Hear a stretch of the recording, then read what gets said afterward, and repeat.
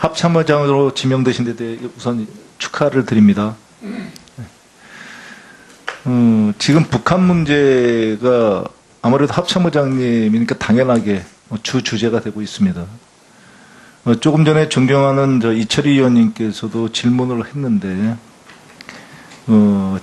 장사장포에 대해서 그렇게 수도권 우리 국민들이 크게 염려는 물론 되지만 크게 염려하지 않으셔도 된다. 충분히 방어할 수 있다. 그런 거에 대한 답변이 별로 없이 넘어가셨는데 거기에 대해서 좀 더 설명을 좀 해주시겠습니까? 장사정포에 대한 우리 대응 절차는 현재 3군사의 대화력전 수행본부가 형성이 되어 있습니다. 그래서 기본적으로는 그러한 부분에 대해서도 우리가 대응할 수 있는 그런 능력을 가지고 있고, 또 실제로 가령 예를 들면 전술지대지 유도탄이라든지 그러한 부분을 더 우리가 능력을 갖추기 위해서 사업들도 정상적으로 진행이 되고 있고, 현재 우리가 작전 계획에 다 반영이 되어 있기 때문에 저는 큰 문제가 없다고 생각됩니다. 다만 조금 전에 말씀드린 바와 같이 그러한 상황에 있어서도 우리가 최소 희생으로 제압을 해야 되기 때문에 최소 희생을 위한 그런 고민들을 저희가 항상 하고 있다는 부분을 말씀드립니다. 군사 비밀에 저촉되지 않는 범위 내에서 국민들께도 충분한 홍보가 필요하다고 생각을 합니다. 지금 합참의장 후보자께서 최소의 희생으로 적을 제압하게 해야 된다는 취지로 말씀을 하셨는데, 바로 저는 거기에 답이 있다고 생각합니다.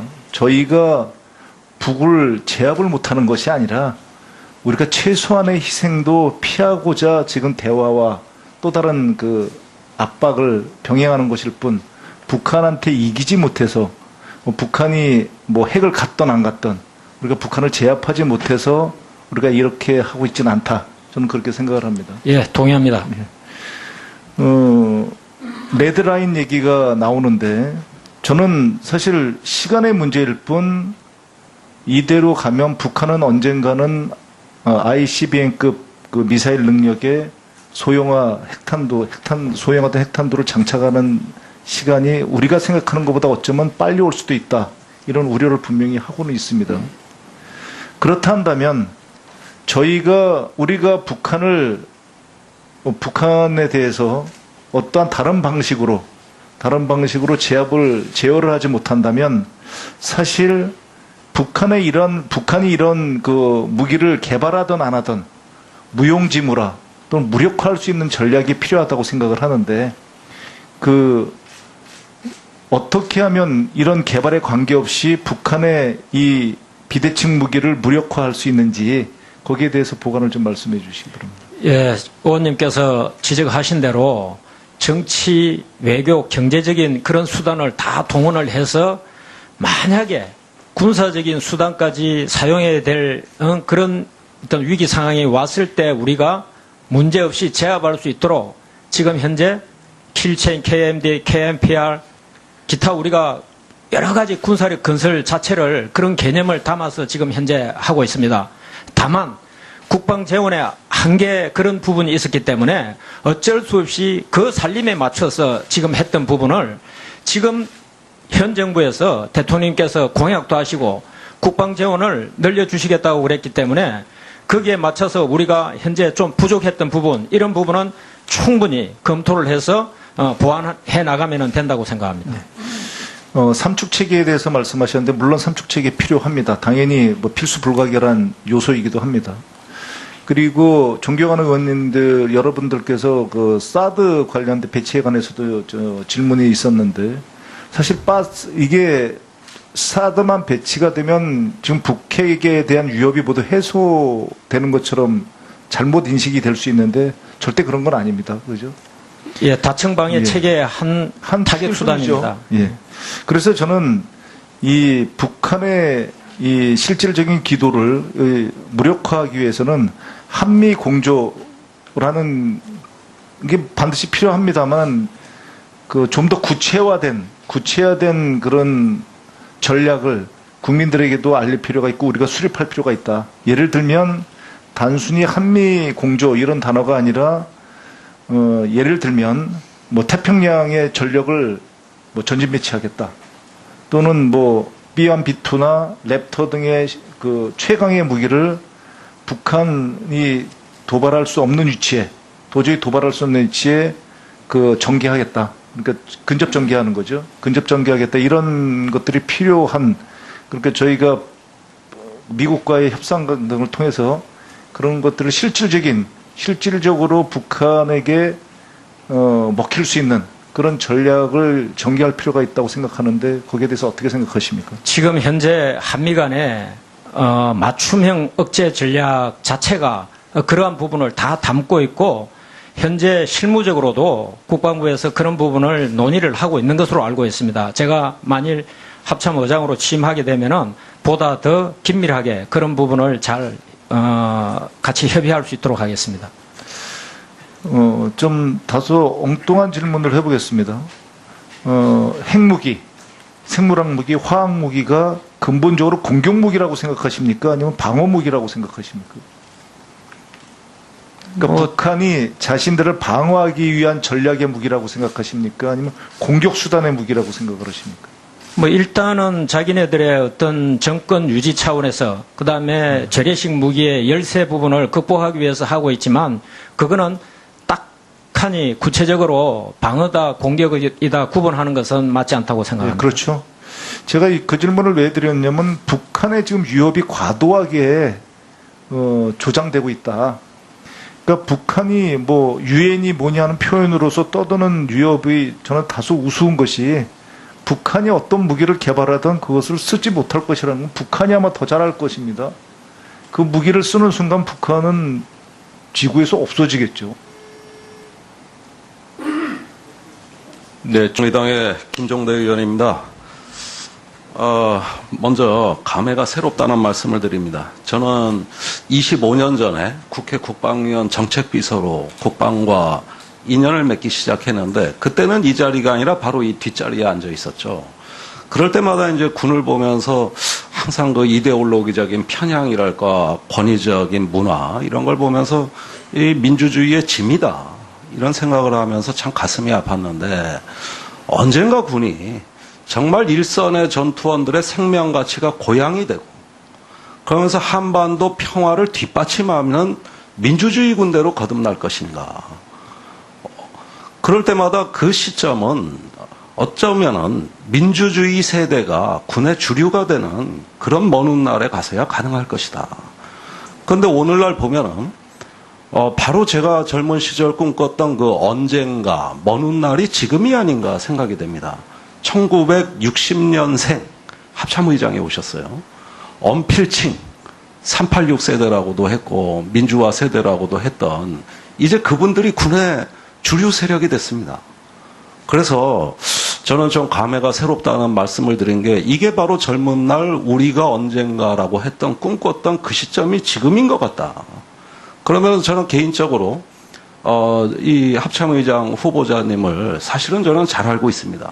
능력, 품성 어떤 분인지 저는 잘 알고 있거든요. 제가 기대하는 것은 이분을 통해 가지고 우리가 같은 꿈을 꿀 수 있지 않을까.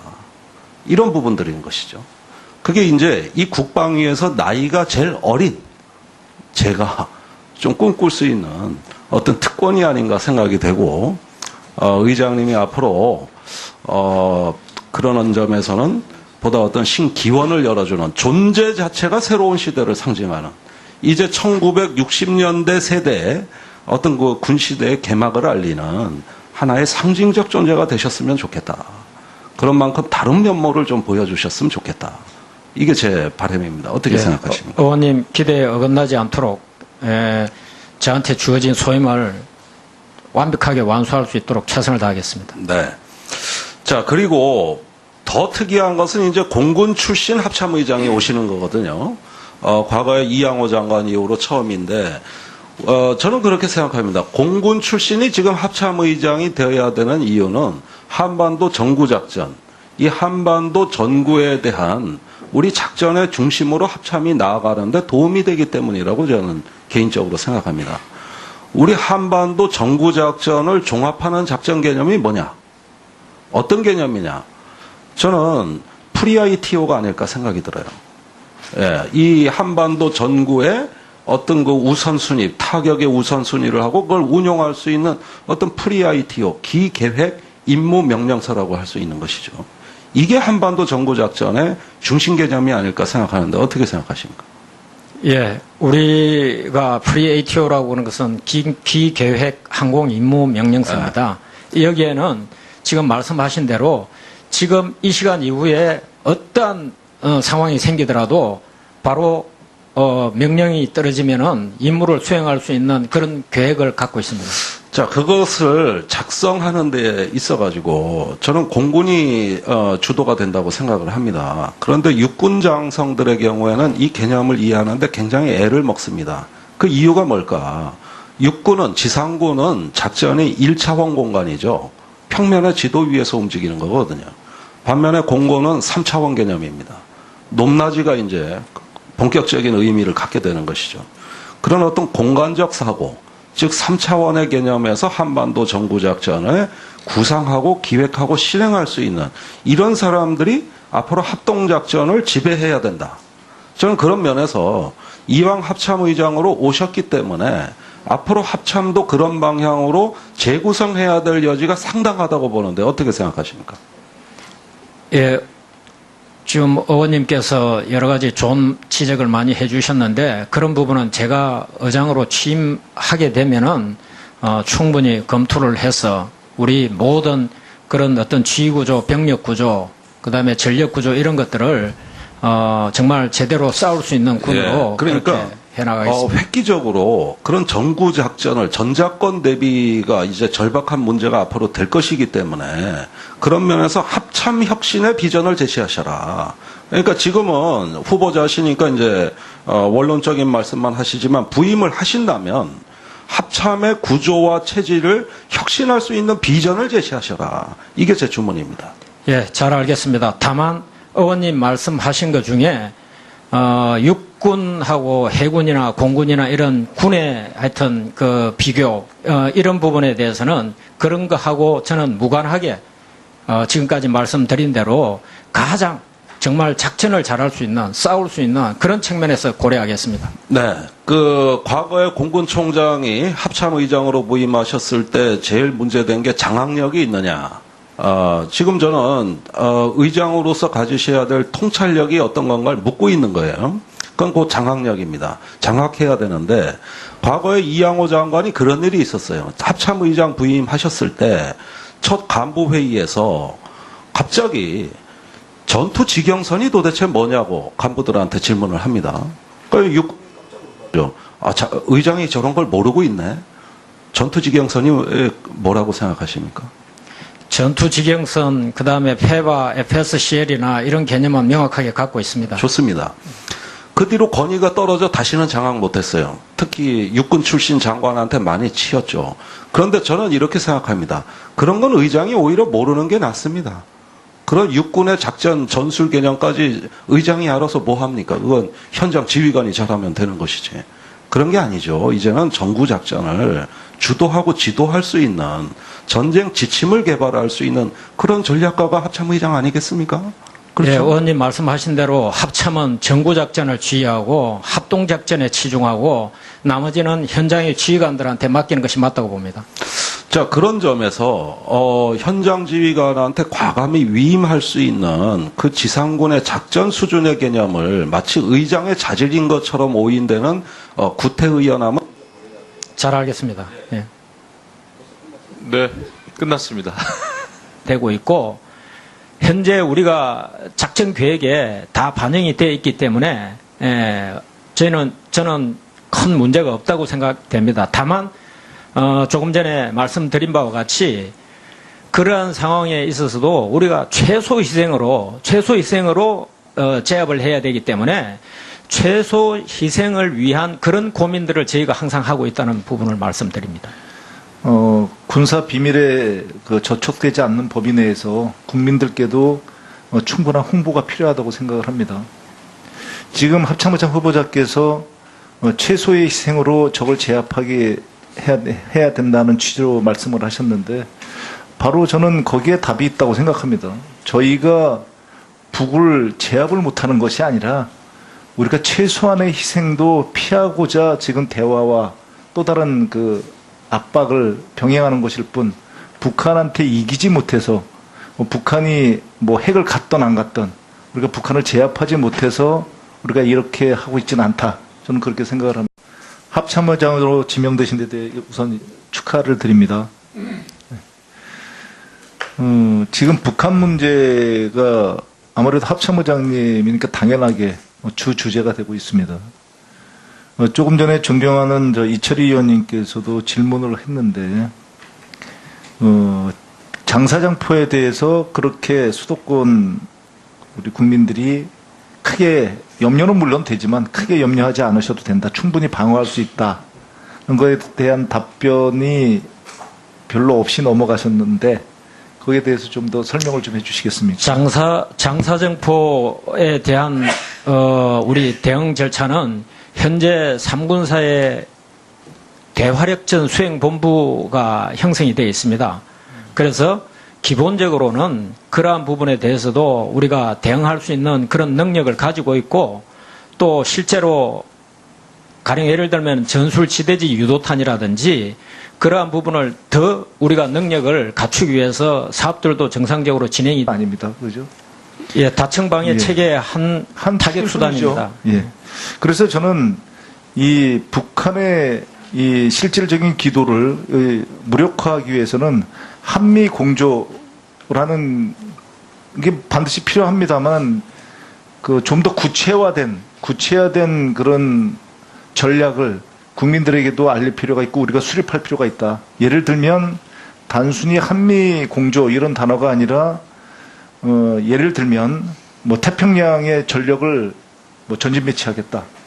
또는 뭐 B1, B2나 랩터 등의 그 최강의 무기를 북한이 도발할 수 없는 위치에, 도저히 도발할 수 없는 위치에 그 전개하겠다. 그러니까 근접 전개하는 거죠. 근접 전개하겠다. 이런 것들이 필요한, 그러니까 저희가 미국과의 협상 등을 통해서 그런 것들을 실질적으로 북한에게 먹힐 수 있는 그런 전략을 전개할 필요가 있다고 생각하는데 거기에 대해서 어떻게 생각하십니까? 지금 현재 예, 동의합니다.